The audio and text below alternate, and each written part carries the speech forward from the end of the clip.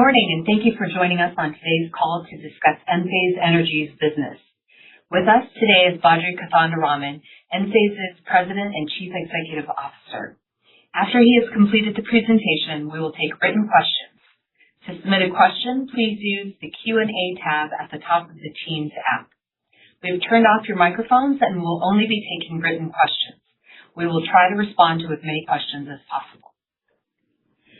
Please note that management may be making forward-looking statements about the company's current plans and expectations with respect to its business, technology, and products. Actual results may differ materially from current plans and expectations, so I encourage you to read our SEC filings where we discuss the risks inherent to our business. You will find detailed discussions in our filings with the SEC, including our annual report on Form 10-K for fiscal year 2025, and our quarterly report on Form 10-Q for the quarter ended March 31st, 2026. Please note that non-GAAP financial measures referenced during this presentation are reconciled to their most directly comparable GAAP financial measures found in the investor presentation posted on our website at investor.enphase.com. With that, I will turn the call over to Enphase Energy's President and Chief Executive Officer, Mr. Badri Kothandaraman, to give a short report on the company. Good morning.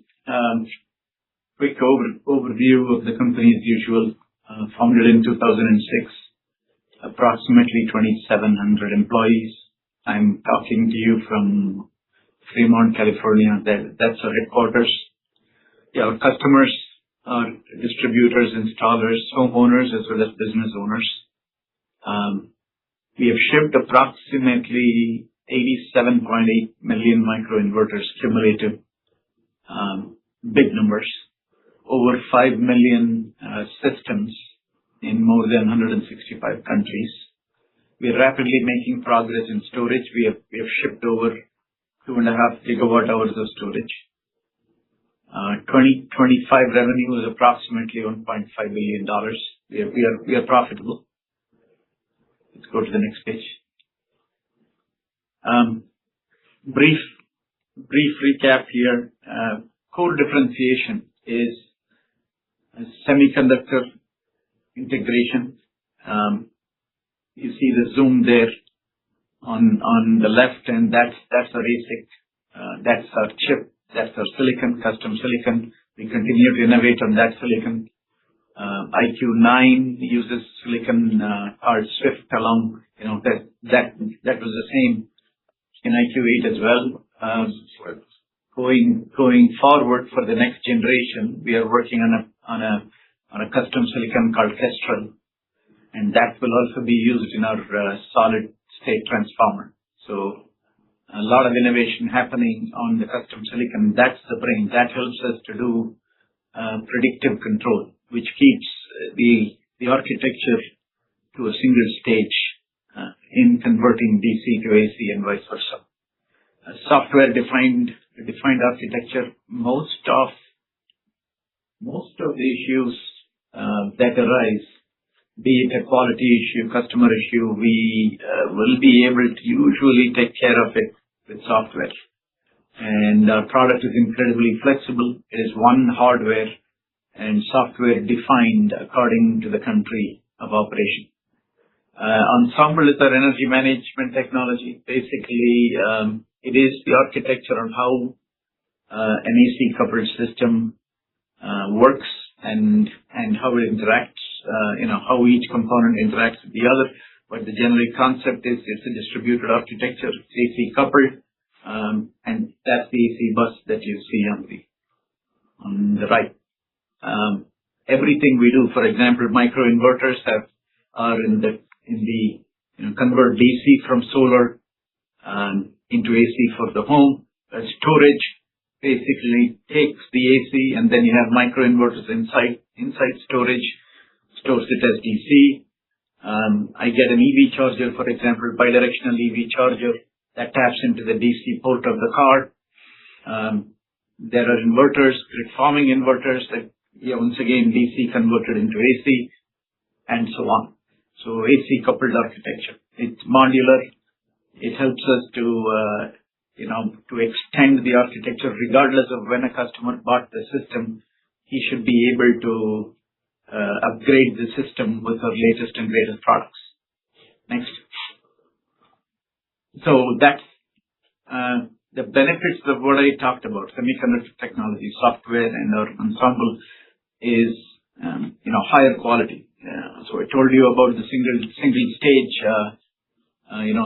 stage possible because of our custom silicon, and that means fewer components, reduced heat on the batteries, no high voltage DC.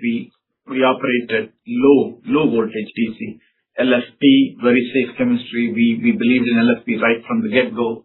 We haven't changed it, and the industry has also adopted LFP now. I talked about the flexibility.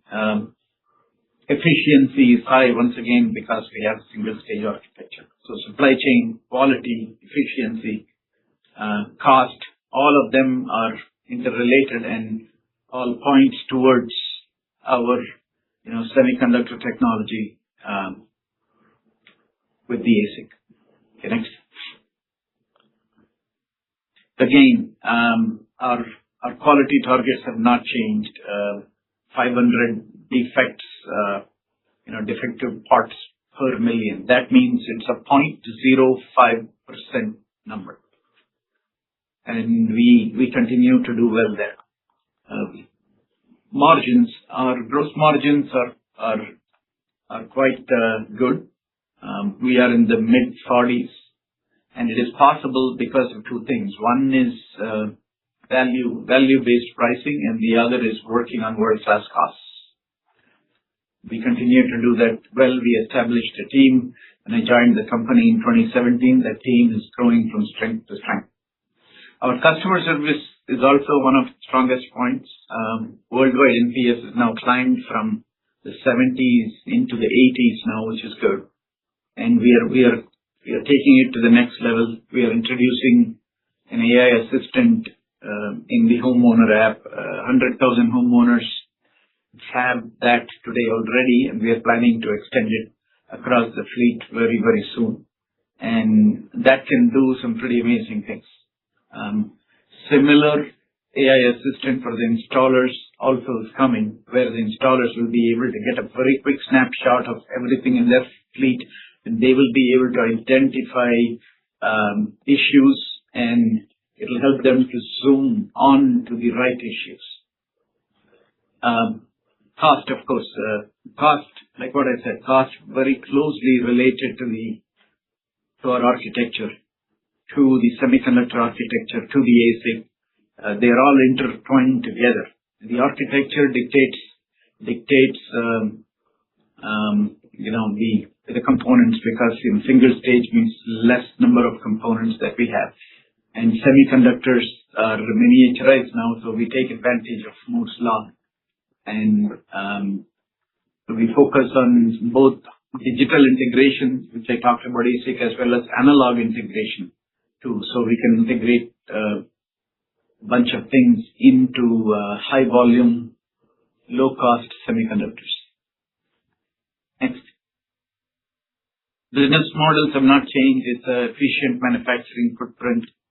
OpEx, most of our engineering development is in India, along with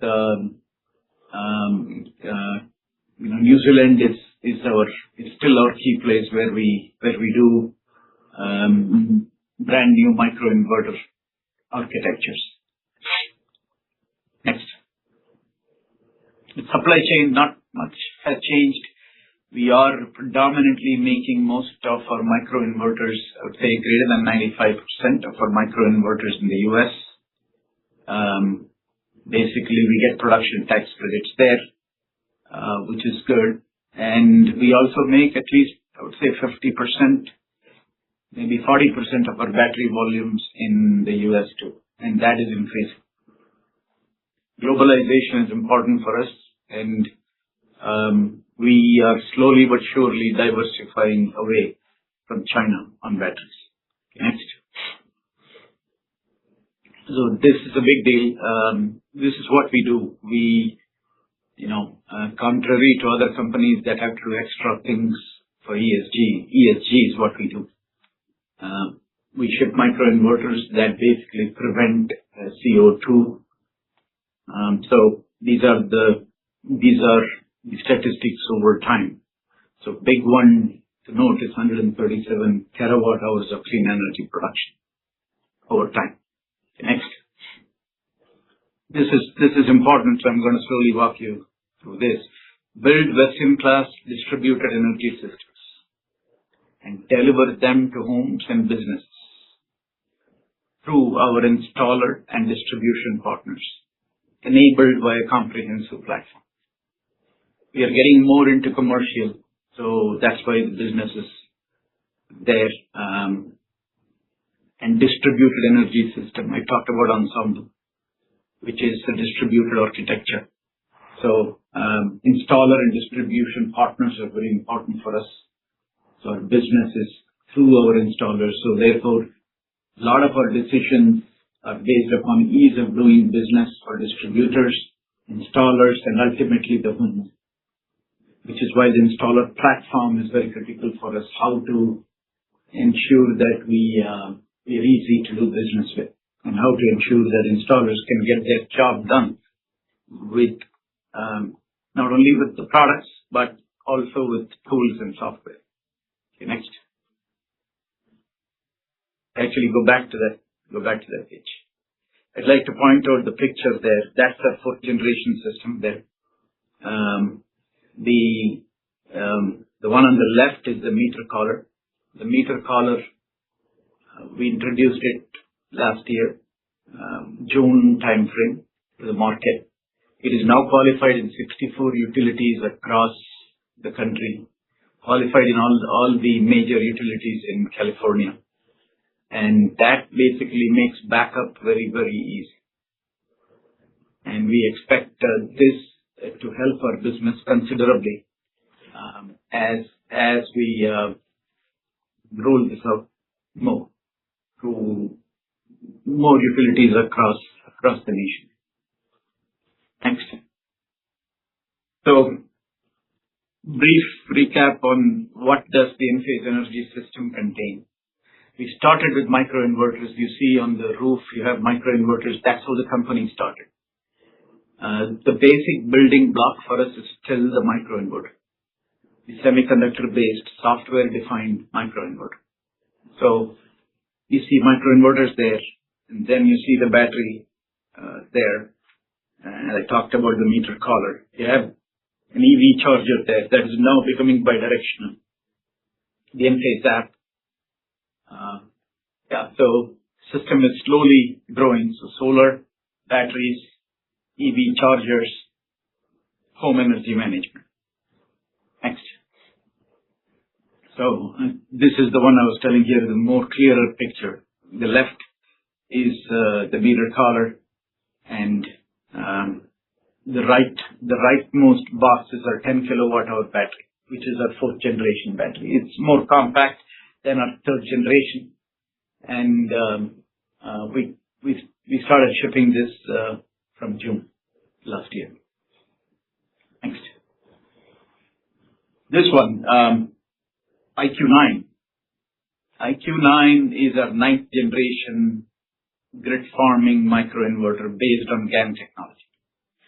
As power becomes higher and higher, silicon has got some limitations. GaN can handle a lot more power. So we started shipping commercial microinverters based on GaN for 27 watts in December.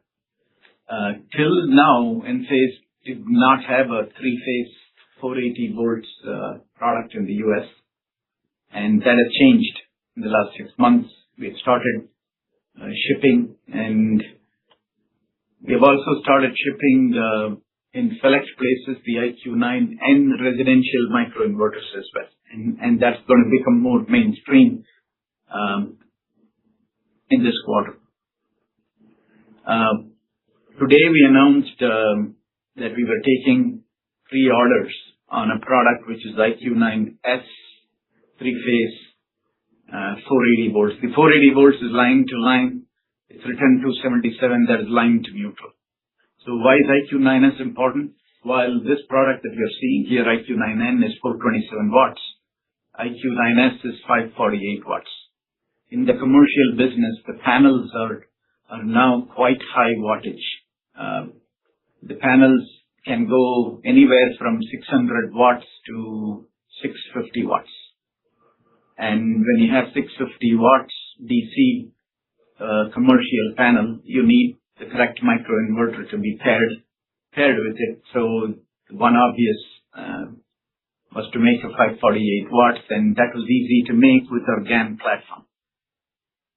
And of course, this is made in the US, which is important for the commercial system owners, and it meets, it is FIAC compliant. Okay, next. Just a recap of batteries. We entered the battery business, originally we entered it in a very small way. In 2016, we introduced what we call as first generation batteries in Australia. That was a very small battery, a kilowatt hour. But then we really started getting into the battery business in 2020. So the batteries that you see on the left are the ones we shipped at that time. 3 kilowatt hours, 3.3 kilowatt hour building box. And the 10 kilowatt hour battery would be 3 of the 3.3 kilowatt hours. The one on the right hand side is our third generation product, and that is being used a lot by Europe. Europe uses the flex space version of the third generation because it is everything is three phase there. 3-phase backup is important. Again, the third generation has got substantially higher power than it's got double the power of the first and second generation. Next. Then I talked about the fourth generation product. We introduced it in June. The main event here is the meter collar, and of course the compactness of the battery, 62% lesser wall space compared to our third generation. Now we are working on our fifth generation. We expect to pilot the battery there. That will be even more smaller, even more cost effective. It uses 100 ampere hour prismatic cells, and the form factor is quite amazing. We will be able to have a stack of 30 kilowatt hours, which means to the end consumer, it will appear as one box on the wall. Okay, next.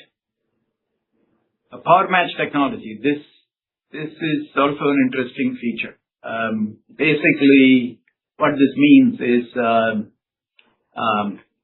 you can see on the right, that's a third generation battery. It's got 6 microinverters in it. And,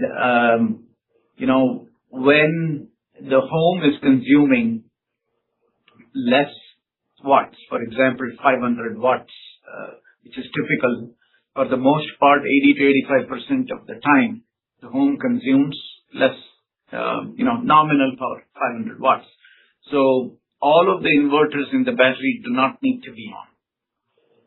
And that's the advantage of an architecture where it is distributed architecture, which means I have 6 of these microinverters, 640 watts each. So in the case I just now described, I would have 5 of them in standby. I would only have 1 microinverter active. And what's the advantage of that? All inverters, they need current, meaning they burn current to operate. That's called as a tear loss, which is the inherently they need circuitry in them to be active, and so that consumes current. And by putting them into standby mode, we can eliminate that. So we can exactly tailor these microinverters according to the load. While that is not exactly possible if you have one monolithic string inverter. If you have one monolithic string inverter, if your consumption is 500 watts, that string inverter is still active. So this is a big deal. It helps you to save kilowatt hours, and stored energy, for example, can last up to 40% longer than competition. So that's available now with the over-the-air software upgrade for both our third generation and fifth and fourth generation, and it will be default for us going forward. Next. This is a new one. This is an IQ8 commercial battery. As we saw, we got into the three-phase solar business in the US. This will complement solar business, and because batteries are getting popular, they save money, basically self-consumption. They provide backup. There is demand charges. So batteries are getting very popular for commercial. And this is for the small commercial business. We are talking about schools, hospitals, gas stations, small businesses, many more applications there. It's an 80 kilowatt hour. This is an 80 kilowatt hour cabinet that you see, and that can be 25 of these can be strung together in a site, giving up to 2 megawatt hours. It supports 2-hour and 4-hour configuration, which means that 40 kilowatts of continuous power for a 2-hour configuration. Once again, uses exactly our principles, which is distributed architecture, uses 314 ampere hour prismatic cells, a 15-year warranty. So this is again taking it to a next level here. We expect to pilot this product in Q1 27. Next. EV charger. We've introduced the EV charger we first introduced it into Europe, and a few months ago we introduced it into the US. And this is a beautiful product. It is a completely redesigned product. It's got a lot of bells and whistles. Green charging, supports dynamic phase switching, dynamic load balancing, which is, dynamic load balancing is quite simple, which is, let's say you have a fixed main panel rating at home. Let us say that is 100 amperes, and you've turned on your charger. The charger is charging at its maximum current, and then suddenly you turn something else on in the home that consumes a lot of current. The charger is capable of throttling down itself in order for you to still meet your 100 amperes so that your breaker doesn't trip. So once again, very, very smart. A lot of other features here. Seamless integration into Enphase's ecosystem to help homeowners maximize savings. So this is starting to ramp nicely in both Europe as well as America. Next. Based on that charger architecture, this is a bidirectional charger. What is a bidirectional charger? The charger on the previous page does not have any active circuitry in it. While this bidirectional charger has got grid-forming microinverters inside the charger.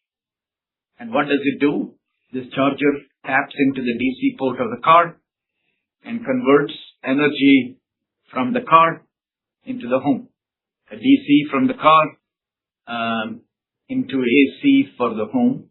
So can do V2H, which is vehicle to home, which means providing backup for the home as well as vehicle to grid. Can participate in grid services. You can see here, again, the architecture is very simple. Meter collar that we already have, which is actually hidden behind the meter, and then one bidirectional EV charger. You can only start with this. You don't need solar. And that this will give you vehicle to home. Well, of course, solar would be the right economic choice because you need to pay for the charging, so solar would be a good economic choice. This can work. You can have a solar system and you can have a BiDi EV charger. That will work too. In addition, you can have a solar home battery as well as a bidirectional EV charger with the car battery. So it's extremely flexible, and we expect to start shipping this product in Q4. Okay, next. Energy management. This is energy management more popular in Europe than the US. So customers have things like third-party EV chargers, heat pumps, hot water heaters. So we are able to basically, with the IQ Energy router, we are able to take all of those and then interface it with our home energy management system so that customer only has got one app to work with. And we have a nice feature called AI-based optimization. So customer doesn't need to bother on how to extract maximum efficiency, how to extract full self-consumption out of his setup. This will be done automatically for him. Next. Installer platform. I'll just briefly touch upon this. This Solar Graph is our installer platform, and it consists of lead management, design and proposal, working with various financing companies, generation of is automated permit plan sets, and of course we have our installation and commissioning software plus O&M. We do O&M with Enphase Care. Enphase Care is getting slowly popular among our fleet. Next. Let me cover AI and Enphase's offering now. IQ SST stands for Solid State Transformer. Let's go to the next page.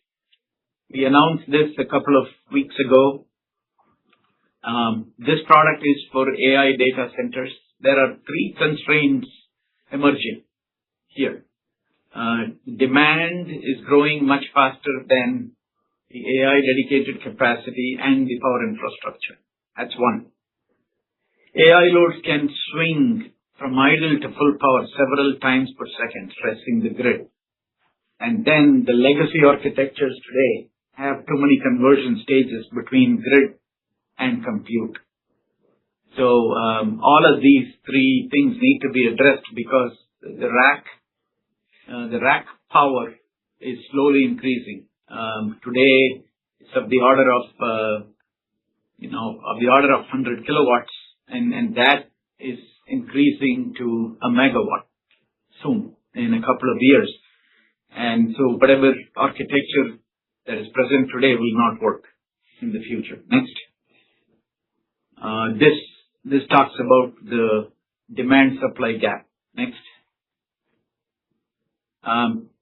Just a quick background why we think we are entitled to play in this area is that what we are talking about is power electronics. That's what we have experience in. We have shipped 9 generations of microinverters. We have shipped. This is what we do for a living.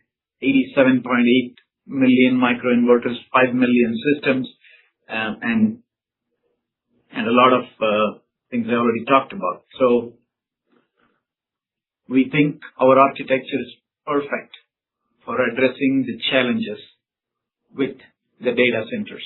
Okay, next. This is our IQ Solid State Transformer. This is a 1.25 megawatt building block. It is a super cluster of 342 power modules. And each power module is approximately, you can think about it as approximately 4 kilowatts. We will support 35 kV and 15 kV class, which means, what's the definition? I mean, what does a solid state transformer do? Takes medium voltage AC and converts it into 800 volt DC. Medium voltage AC is the 35 kV class, 35,000 volt class, and 15,000 volts. That's medium voltage AC. What's called low voltage in the industry is actually, may not seem low voltage to us, but that's the terminology. That's 800 volt DC. So the 800 volt DC is directly going to go into the AI rack, and then you're going to have that 800 volt DC further step down to approximately 1 volt, which is where the NVIDIA chips operate. So The architecture is going to get substantially simplified. There are several power conversion stages in between today. Today's architecture is not at 800 volt DC. It is approximately 50 volt DC. So NVIDIA introduced this 800 VDC architecture. The entire industry is working to support that ecosystem. And what we are going to be doing is to introduce an SST volume shipments in 2028, planned pilots in 2027. And there may be something like 4 SSTs per skid, which is the last comment, which is 5 megawatts per skid.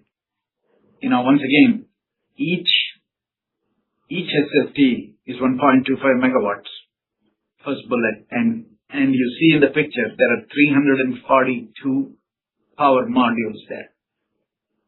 Next. That's the building block. That's the power module. So 4 kVA power module, distributed architecture, single stage power conversion because of the ASIC advantage I talked about. That's the custom Kestrel ASIC. GaN provides us with switching efficiency and high power. 98.5% peak efficiency. Brand new transformer design. Probably the biggest complexity is in the transformer design, because now you're talking about going from 35 kV class to 800 volt DC. Soft switching design. We are able to, because we operate at the microinverter scale, we have our soft switching design, low EMI, plastic enclosure. Therefore, we can target microinverter class reliability.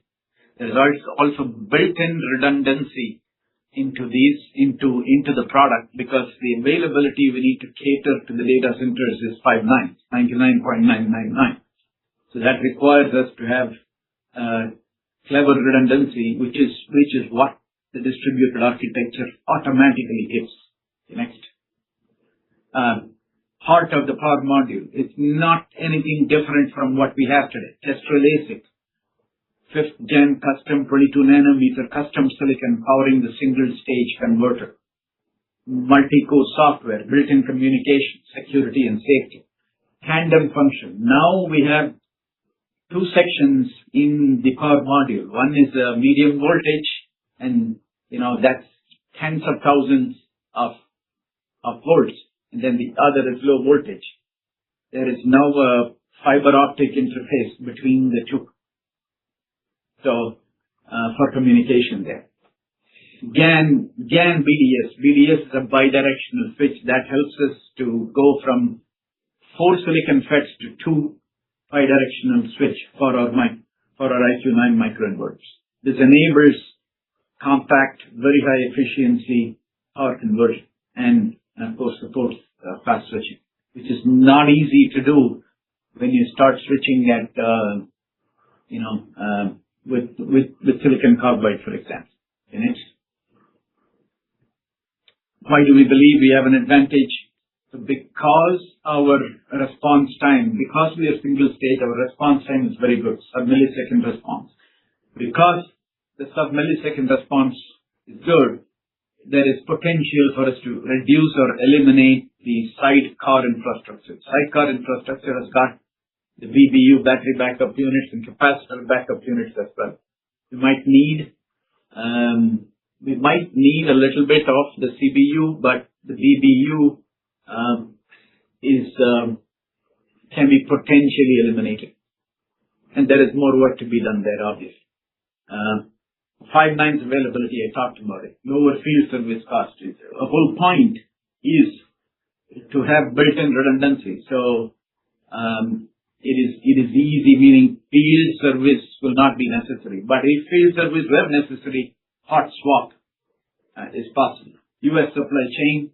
One of the problems is that the transformer supply chain is completely full now. This is the traditional transformer supply chain, and that is completely full. But what we are doing is now a semiconductor-based software-defined, supply chain. That's what we bring in, and we have experience doing that till now. So you will no longer rely on the traditional transformer supply chain, and we can do all of this in the U.S. It's high volume. These are high volume components available and semiconductors, and we know how to do it here in the U.S. Next.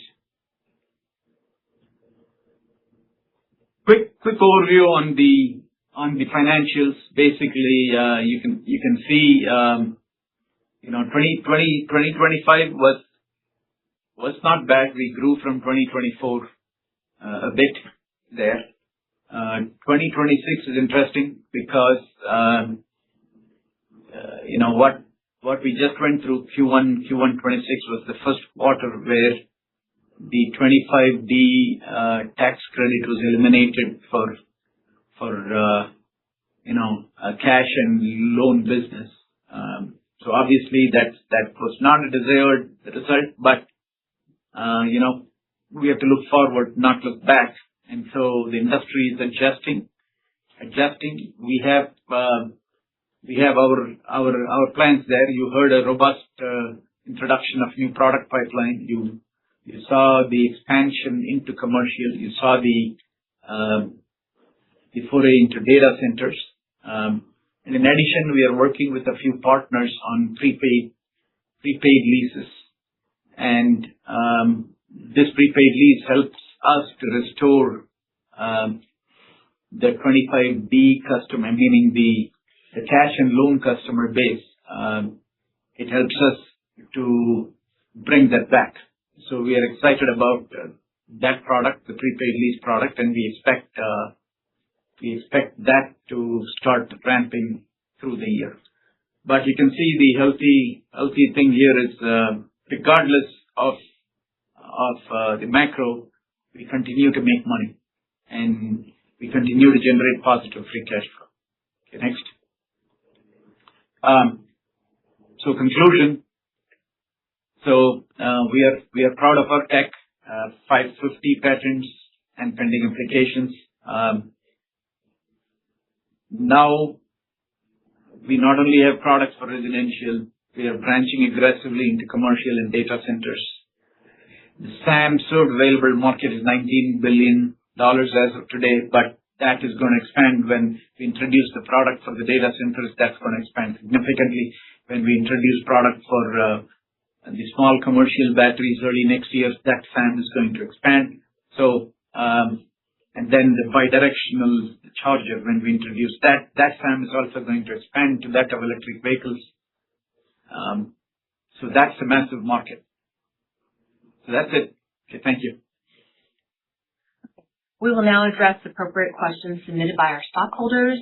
As a reminder, to submit a question, please use the Q&A tab at the top of the Teams app. We have turned off your microphones and will only be taking written questions, and we'll try to respond to as many questions as possible. I do see a question here. Any planned demo in 2026 for assisting US AI data centers? In 2026, our internal plans are to get a full system demo first internally, and then we expect to be doing pilots in 2027.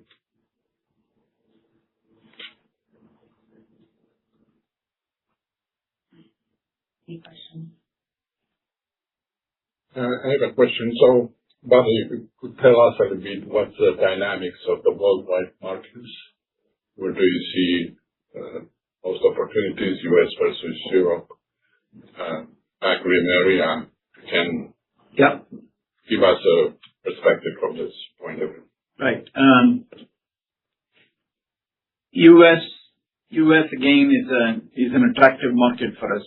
In US, the dynamics have changed in the last few years. Originally, solar was the thing to do. So net metering drove that a lot. The economics were good. And then all of a sudden, solar becomes not very sustainable because of the duck curve. So you find in the US, although most of the states are still solar, you are slowly but surely seeing them all gravitate towards solar plus storage.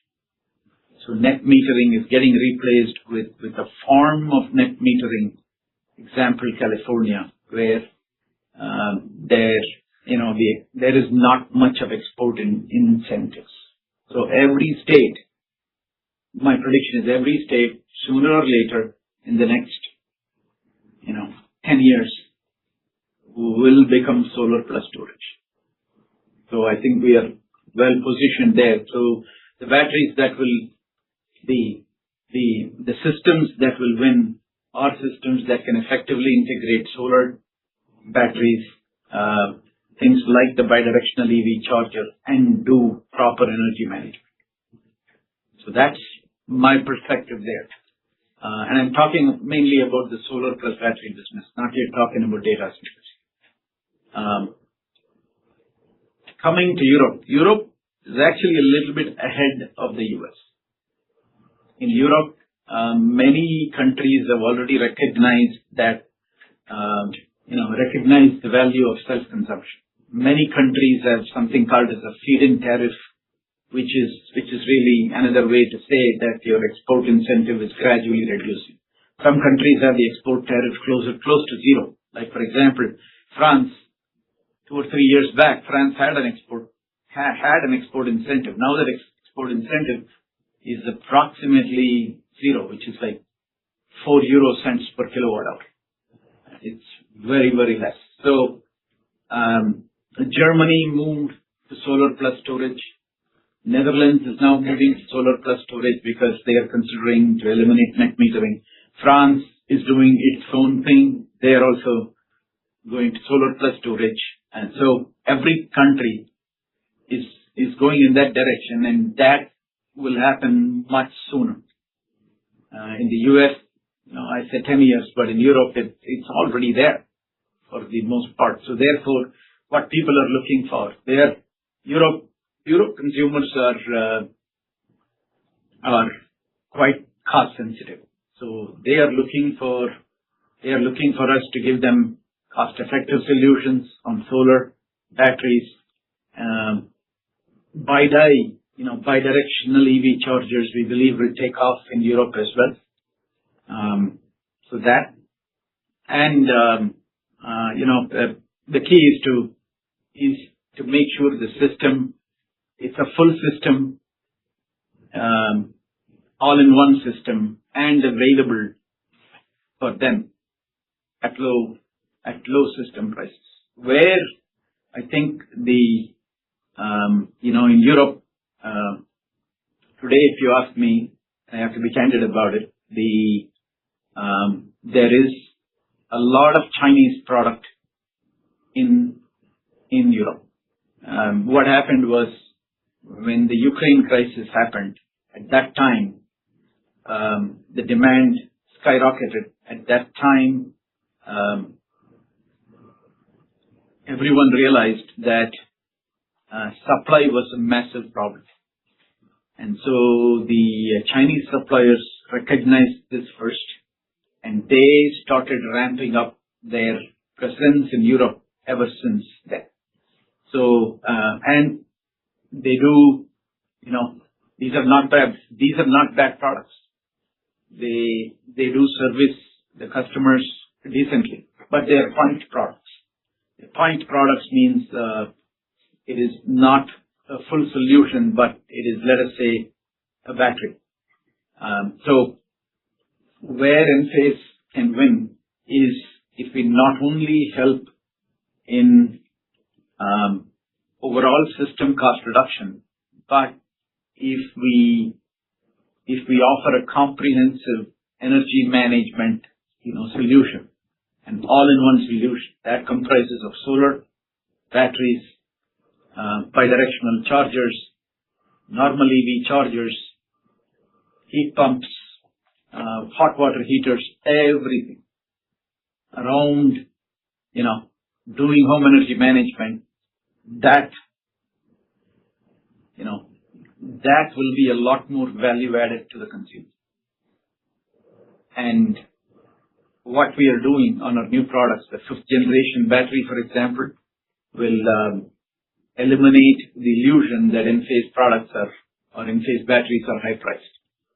This one will, it'll not only, it's going to be cost effective, volume wise, and it uses 100 ampere hour prismatic cell, so it's very, very compact. The energy density is actually 50% higher than our 4th generation battery, which means that the size, the cost, the functionality is going to be always an AC coupled functionality. Power match, I talked about power match. We are able to do power match because we have microinverters in there. We are able to shut them off. We are able to do a lot of innovation there to add value. So that's what I see. So I see demand going up for solar and batteries. I see us innovating there with IQ9 on the solar side, soon IQ10, 5th generation battery, with our commercial battery, with the BiDi product. And then the last one is last but not least, the data center opportunity is huge for us.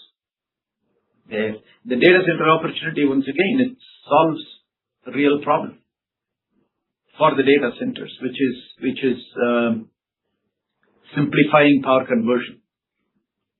And the power conversion is simplified now. Instead of having multiple stages from medium voltage AC, you now have one solid state transformer there.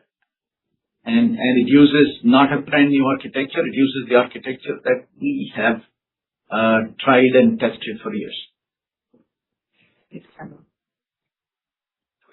When will, let me start at the bottom. Start at the bottom. Yeah. There is an uphill in terms of market penetration regarding SST with many data centers already. How do you plan to penetrate and what effort are you currently doing? So like what I talked about, SST, brand new segment. There are a few startup players, there are a few established players, and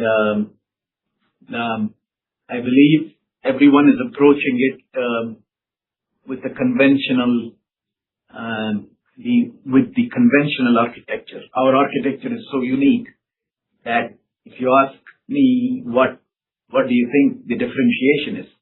The differentiation for us is going to be our fast response time.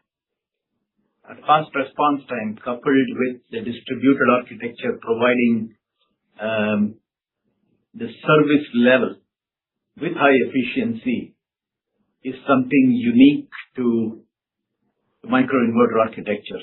And we expect to be highly differentiated from that perspective. Yeah, having said that, it is still early days there. And so there is still some ways for us to go in order to, going from prototypes to real full systems to actual pilots running for months and showing the concept of sidecar optimization. So we do have some work ahead of us. When will bidirectional charger pre-orders start for delivery in Q4 2026? What is the price? We will let you know about the price, but we expect the pre-orders to begin in Q3. Given the critical importance of GaN, is there any constraint? How much of the substrate comes from China? There is not any constraint right now. Our suppliers all don't have any concerns there. Vis-a-vis SolarEdge, how significant is the Made in USA label to gain further market share on SolarEdge, for that matter elsewhere in the world? The Made in USA is important for us on a couple of things. One is the domestic content is critical for the third-party TPO suppliers. The domestic content, products with domestic content enable the third-party, the TPO players, third-party owners to get their ITC, to get ITC tax credit. You get your base ITC, and then if you have domestic content, you can get 10% additional. So therefore, that is a requirement. In addition, what got created by the Biden administration was the IRA, and that provides manufacturing incentives for companies in the US. And one such incentive is a production tax credit. In order for us to produce inverters in the US, we do get production tax. I mean, we get production tax credit there. So those are the reasons to do it in the US. Is it significant in terms of installers like it? Yes, some installers who are actually in favor of made in USA, they're able to sell that well. But competition. I expect our competition to also catch up here. Do you have plans to offer step-up transformers for the commercial and utility scale solar your technology platform, specifically dedicated pad-mounted substation transformers that go from inverter output voltages to medium voltage for grid interconnection? No, but if you look at it, what we are trying to do here, and one possible application of the SST, which I haven't yet focused on, but I don't mind sharing, is if you have a utility scale solar, for example, the utility scale solar, the panel DC voltage is approximately 15, meaning panels are strung together and you have 1500 volt DC. Imagine that 1500 volt DC directly going to medium voltage AC. You do not need a low voltage AC inverter. You can directly go to medium voltage AC to the grid. So utility scale solar can benefit a lot through the SST architecture. You don't need the conventional transformer. Similarly, you look at your DC fast charging. DC fast charging, if you see, medium voltage comes in and then there is a custom transformer, and then you have low voltage AC, and you build a DC charger. So that is not required. You can directly go from medium voltage AC to low voltage DC with one stage SST, single stage conversion from medium voltage AC to low voltage DC, and you can create all of a sudden a fast DC charger, reducing the number of stages. So SST has got a number of applications, and right now we are leveraging the first one for the data centers, which will reduce the number of power conversion stages, which will directly take medium voltage AC into the compute rack with 800 volt DC. Is there any plans to reduce microinverter prices to tackle Europe? Yes, we already did. Late last year, December, around November-December time frame, we did reduce our microinverter prices in Europe by 20%. And we also reduced earlier this year, we reduced the microinverter prices in the US as well by approximately 20% too. I think 15 to 20% in Q1. We have also adjusted pricing on batteries. We adjusted pricing on batteries in the US in March, approximately by 10 to 12%. And we adjusted pricing on batteries in Europe just now in the last week. And I said that in the earnings call, we adjusted pricing by another 10% in Europe. So we are able to do that because our cost structure is getting better. And then also with the reversal of the tariff ruling, the IEEPA, we no longer have to pay a lot of tariff. So we were able to get approximately an improvement of 2% of gross margin there. And we thought that this would be a good investment for us to basically reduce the prices there. And that will be aligned to our 5th generation battery, which is coming very soon. So that's where we are. Okay. So that was the last question. Thank you again for your attendance today and for your continued support of Enphase Energy. Thank you for good. Thank you, Don.